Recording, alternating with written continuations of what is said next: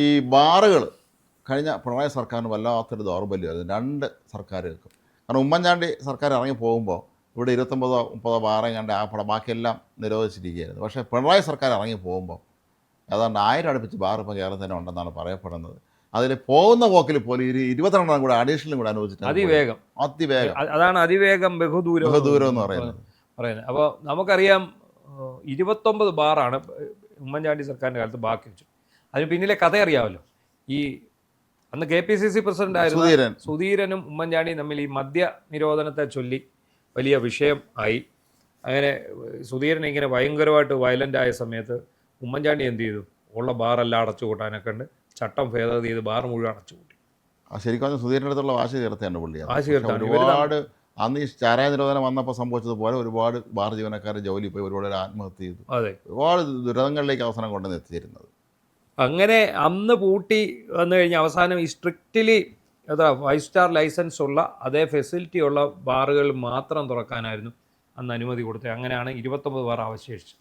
ആ 29 ബാർ അവശേഷിച്ചതിനെ തുടർന്ന് സ്ഥിരമായിട്ട് മദ്യ ലോബികൾ ഇവരുടെ പിന്നാലെ കൂടി ഇതെങ്ങനെ ചെയ്യണം, പിന്നെ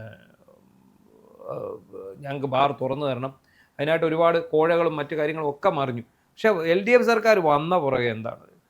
LDF സർക്കാർ വന്ന പുറകെ വാരിക്കോരി മദ്യഷാപ്പുകൾ തുറന്നു, ഈ ബാറുകൾ തുറന്നു. എന്നിട്ടാണ് ഇപ്പം DYFക്കാർ സമരം ചെയ്യുന്നത്, ഇവിടെ മുഴുവൻ മദ്യപ്പുഴ ഒഴുകുന്നതെന്ന് പറഞ്ഞാൽ. 903 ബാറുകളാണ് നിലവിൽ കഴിഞ്ഞ മാസം ഒടുവിൽ വരെ ഇവിടെ ഉള്ളത്. അപ്പോൾ ഈ DYFക്കാരുടെ സമരത്തെക്കുറിച്ച് നമ്മൾ പറയുമ്പോൾ നമുക്കറിയാമല്ലോ, ഇവർ ഇത്രത്തോളം പരിഹാസ്യരായി മാറുന്നു എന്നുള്ളത്. പണ്ടായിരുന്നെങ്കിൽ ഇത് ഇത്രയും പ്രശ്നമില്ല. ആ 10 വർഷം മുമ്പാണല്ലോ ഇവർ ഒടുവിൽ സമരം ചെയ്തത്. അപ്പോൾ അന്നത്തെ ഒരു കാലാവസ്ഥ കേരളത്തിൽ മാറിയത് ഇവർ അറിഞ്ഞിട്ട്. രാവിലെ മരുന്നടിച്ചിട്ടിരിക്കുമ്പോഴേക്കും ഇനി സമരം ചെയ്യണമല്ലോ എന്നുള്ള ചിന്തയായിരുന്നു. അപ്പോൾ എന്ത് കിട്ടുമെന്ന് നോക്കിയാൽ എന്നാൽ പിന്നെ ഇതായിക്കോട്ടെ എന്നങ്ങ് പറയും. അങ്ങനെ മാറിയ സംഭവം അറിഞ്ഞില്ല. സോഷ്യൽ മീഡിയ എല്ലാം ശക്തമായി. ഇതിനകത്ത് ഒരു സെക്കൻഡിൽ ഇവർ ഇന്നിപ്പം ബാറിനെതിരെ സമരം ചെയ്യുമ്പോൾ കഴിഞ്ഞ LDF സർക്കാർ കൊണ്ടുവന്ന ബാറുകളുടെ എണ്ണം അത് സംബന്ധിച്ച് എക്സാക്റ്റ് കണക്ക് എതിർപക്ഷം എടുത്ത് അങ്ങോട്ട് ഇടുകയാണ്.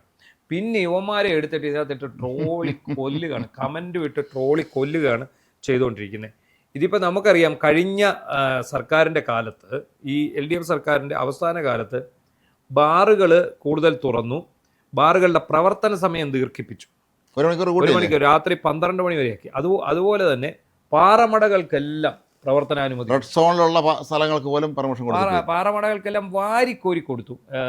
വനമേഖലയിലെയും എല്ലായിടത്തെയും പാറമടകൾക്ക് വാരിക്കോരി പെർമിഷൻ കൊടുത്തു. അങ്ങനെ എങ്ങനെയൊക്കെ ഇവരുടെ കയ്യിൽ നിന്ന് പണം ഉണ്ടാക്കാമോ അങ്ങനെ ഉണ്ടാക്കിയ പണം ഉപയോഗിച്ചാണ് ഇവർ തെരഞ്ഞെടുപ്പിനെ നേരിട്ട്. അപ്പം ഏറ്റവും അവസാനമായിട്ട് 22 ബാറിന് കൊടുത്തതെന്ന് പറഞ്ഞാൽ ഈ 2026 ജനുവരി മാസത്തിലാണ് ഈ 22 ബാറുകൾ ജനുവരി, ഫെബ്രുവരി, മാർച്ച് 3 മാസമായിട്ടാണ് ഈ ഇത്രയും ബാറുകൾ തുറക്കുന്നത്, പുതുതായിട്ട് തുറക്കുന്നത്. അതിൽ ജനുവരിയിൽ 9 എണ്ണത്തിന് അനുമതി, ഫെബ്രുവരിയിൽ 3, 12 ആയില്ലേ. അത് കഴിഞ്ഞ് മാർച്ച് വന്നിട്ട് 10 ബാറുകൾ ഒറ്റയടിക്ക് കൊടുക്കുകയാണ്. എല്ലാം സലിംകുമാർ പറയുന്ന പോലെ എല്ലാം ഷടുപടയെന്നായിരുന്നു.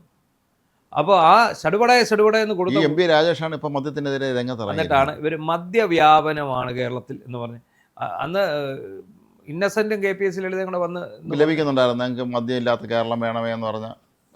അപ്പോൾ എന്താണ് പറഞ്ഞത്? മദ്യം ഇത് എണ്ണം കുറയ്ക്കുക എന്നുള്ളതാണ് ഞങ്ങളുടെ ലക്ഷ്യം എന്ന് പറഞ്ഞ് അധികാരത്തിൽ വന്നവരാണ്. മദ്യ നിരോധനമല്ല, മദ്യ നിയന്ത്രണമാണ് ഞങ്ങളുടെ ലക്ഷ്യം എന്ന് പറഞ്ഞ് വന്നവരാണ്.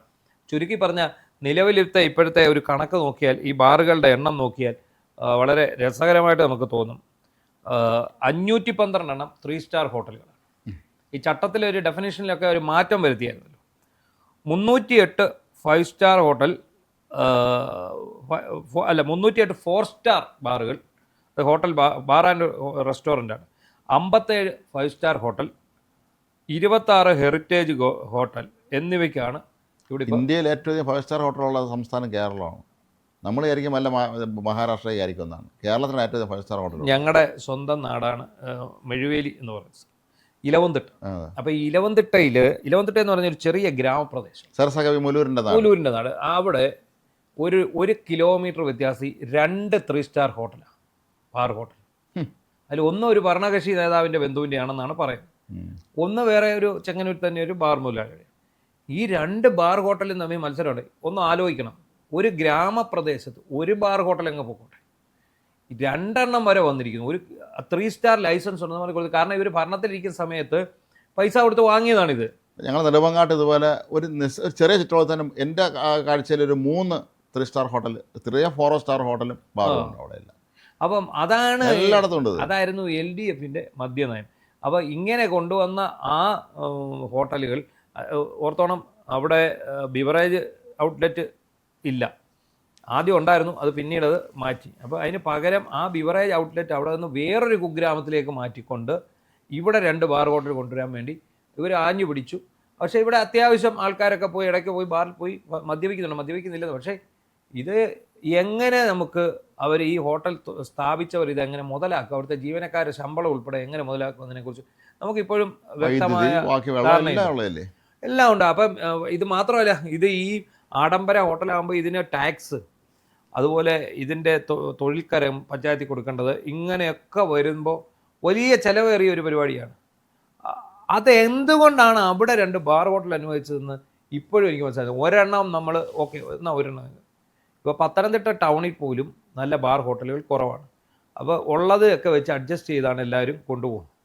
അപ്പോൾ അങ്ങനെയുള്ള സ്ഥലങ്ങൾ ഇപ്പം തിരുവല്ല, പന്തളം അങ്ങനെയൊക്കെ ഉള്ളപ്പോഴാണ് ഈ വെറും ഒരു ഗ്രാമപ്രദേശത്ത് ബാർ. എനിക്ക് നേരത്തെ പറഞ്ഞതുപോലെ നേതാക്കന്മാരുടെ അവിഹിത സമ്പാദ്യങ്ങളും ബിനാമി സമ്പാദ്യങ്ങളൊക്കെ ആവാനാണ് സാധ്യത. അല്ലാതെ കഷ്ടപ്പെട്ട പൈസ ഉണ്ടാക്കിയാൽ ഇങ്ങനെ ഇത്ര അബദ്ധങ്ങളും ചെന്ന് ചാടില്ല. വല്ലവൻ്റെ പൈസ കൈ ഇഷ്ടംപോലെ കോടിക്കണക്കിന് രൂപ കയ്യിലുണ്ടെങ്കിൽ ഇതിനപ്പുറം ചെയ്യാം. ഇപ്പം നമുക്കറിയാം, ഇപ്പോൾ ഈ 22 ബാർ ഹോട്ടൽ കൊടുത്തു. അതിന് പുറമെ ഈ ബാറുകളുടെ സമയം നീട്ടിക്കൊടുത്തില്ല. 10 മണി തൊട്ട് രാത്രി 12 മണി വരെ ആക്കി, ഇല്ലേ? 12 മണി രാത്രി. ആ 12 മണി വരെ എന്ന് പറയുമ്പോൾ ഒന്ന് ആലോചിച്ചോണം, ഈ ജീവനക്കാർ അവർക്കൊക്കെ വീട്ടിൽ പോകണ്ടേ. അത് മാത്രമല്ല, ഈ രാത്രി കാലങ്ങളിൽ തുറന്നിരിക്കുന്ന ബാറിൽ ഒരുപാട് അടിപിടി അക്രമങ്ങളും മറ്റു കാര്യങ്ങളൊക്കെ നമ്മൾ കണ്ടാണല്ലോ. ഈയിടെയൊക്കെ തന്നെ കേരളത്തിലെ എത്രയോ സ്ഥലങ്ങളിൽ രാത്രി ബാറിലെ ജീവനക്കാരും അല്ലെങ്കിൽ ബാറിൽ നിന്ന് പുറത്തിറങ്ങി ഒരു തമ്മിൽ തല്ലുണ്ടാക്കുന്നു. മാത്രവുമല്ല, ഈ രാത്രി കാലങ്ങളിൽ 1 മണി 2 മണിക്കൊക്കെ ഉള്ള ബൈക്ക് അപകടങ്ങളുടെ എണ്ണം കൂടുന്ന ശ്രദ്ധിച്ചിട്ടായിരുന്നു. ചെറുപ്പക്കാരായ ഒരുപാട് പേര് ഒരുപക്ഷെ ഇവിടെ നിന്ന് ഇത്തരം ബാറുകളിൽ നിന്ന് രാത്രി 12 മണിക്ക് ശേഷം കഴിച്ചിട്ട് ഇറങ്ങിപ്പോയവരായിരിക്കാം അവർ.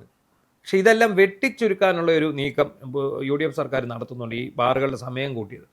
അത് പ്രത്യേകിച്ചും ഈ തൊഴിലാളി യൂണിയനുകളുടെ ഒരു അപേക്ഷയുണ്ട്. ആ അപേക്ഷയൊക്കെ വെച്ചിട്ട് അത് തീർക്കാനുള്ള ഒരു നീക്കമാണ് നടന്നുകൊണ്ടിരിക്കുന്നത്. ഇവർ ഭരിക്കുന്ന സമയങ്ങളിലെല്ലാം തന്നെ ഈ മദ്യവുമായി ബന്ധപ്പെട്ട് മദ്യം അവരുടെ ഒരു ദൗർബല്യമാണ്.